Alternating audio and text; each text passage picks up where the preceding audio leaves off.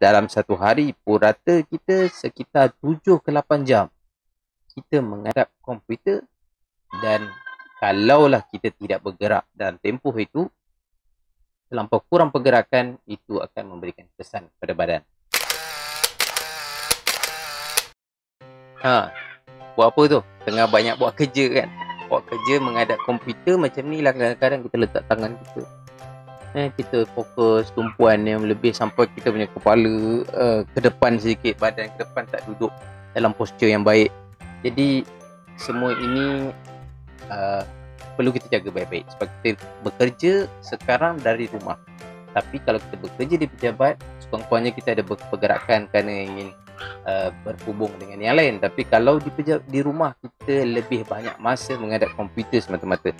Dan dalam satu hari purata kita sekitar 7 ke 8 jam kita menghadap komputer, dan kalaulah kita tidak bergerak dalam tempoh itu, terlampau kurang pergerakan, itu akan memberikan kesan pada badan. Dan itulah yang telah terjadi pada saya. Seperti mana yang tertulis di dalam artikel ini, apa yang terjadi apabila seseorang itu duduk untuk tempoh yang sangat lama bekerja di hadapan komputer. Tingling, feeling in the fingers, sore wrists and lower back pain. Ini saya dah rasa. Pernah sebelum ni, ya, jauh-jauh ini sebab kita pegang mouse, kita kadang-kadang menulis menaik keyboard. Jadi kita hanya letak tangan kita dan sambil pergerakan kecil je, bahkan pada jari saja. Dan pergerakan tu menyebabkan airnya kebas-kebas. Kita rasa macam tak selesa pada jari-jari. Sama juga pada pergelangan tangan. Pergelangan tangan ni dia jadi macam mana, kita ada rasa burning sensation, rasa yang kita katakan macam pedih, pedih. Kemudian sakit pinggang biasa kan, lower back pain. Kemudian eye strain pun sama juga, rasa mata sakit, rasa pedih, rasa mata jadi merah. Itu semua saya dah rasa sampai saya terpaksa menggunakan kacamata anti blue ray. Ini adalah untuk membuatkan mata kita rasa kurang sikit letihnya tu. Dan walaupun macam tu, dalam tempoh yang lama saya tetap walaupun menggunakan kacamata ni, masih lagi kita boleh rasa pedih, kering mata.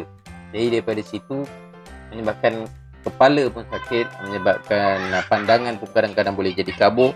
Jadi kita perlu pakai pula eye drop. Jadi yang itu antara usaha yang kita boleh buat lah. Tapi saya dah rasa dah. Soreness in the neck, sama juga saya dah rasa ni. Sakit di sini, di tengkuk, kemudian di shoulder ataupun bahu, ya.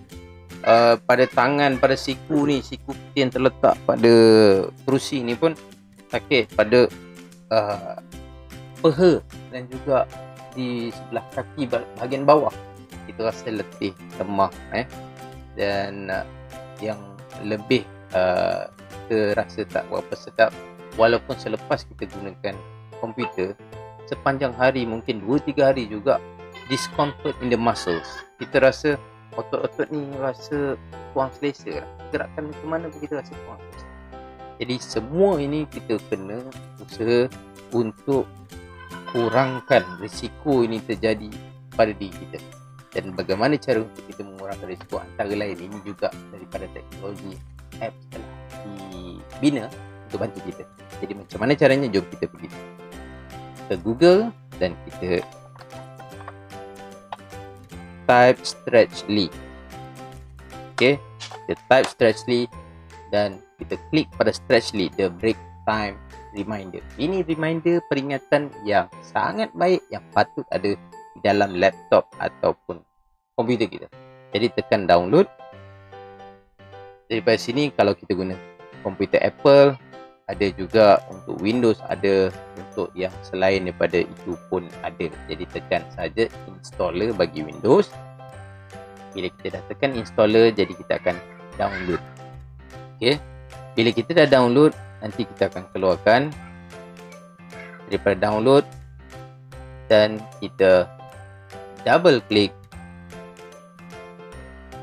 tekan saja next dan kita teruskan dengan install dan terus install tunggu sahaja sekejap sahaja masa diperlukan untuk install, dan kemudiannya kita boleh terus run Stretch. Macam mana dia run? Dia akan run in the background. Dia ada di sebelah kanan ni, nampak ada simbol yin yang. Kalau tak jumpa, tekan pada anak panah ni, ada hidden icon.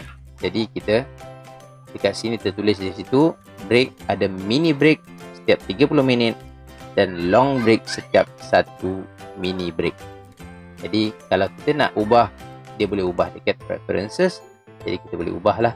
Kita ubah dekat sini, ada setting dia, sama ada nanti dia Windows atau full screen. Yang baiknya tentang ini, bila dia keluar reminder tu, dia akan block semua apa yang kita sedang buat. Jadi kita tak boleh buat apa-apa walaupun ada pilihan skip di bawah. Jadi yang pilihan tu pun kita boleh padam supaya tak ada pilihan, supaya kalau kita ni bukan jenis berdisiplin, kita buang lah, tak payah ada skippable option. Antaranya di sebelah schedule, kita tengok kat schedule, nampak tak sebelah bawah ada strict mode. Kita boleh enable strict mode. Maknanya kalau strict mode ni, maknanya tak ada skip, kita tak boleh skip. Tapi kalau kita tak enable, dia boleh skip. Yang ni kita boleh ubah mini break.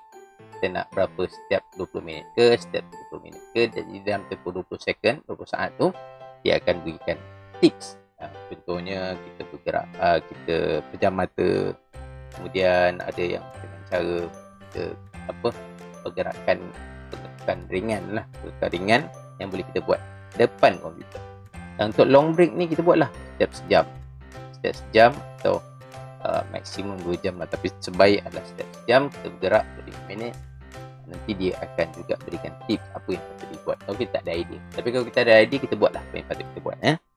Okay, themes adalah color lah, warna yang kita boleh pilih untuk paparan peringatan, reminder tadi. Itu saja yang kita perlu tahu. Yang lain ni jangan ganggu, biarkan saja.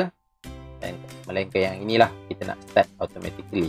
Ini pun baik untuk kita tick.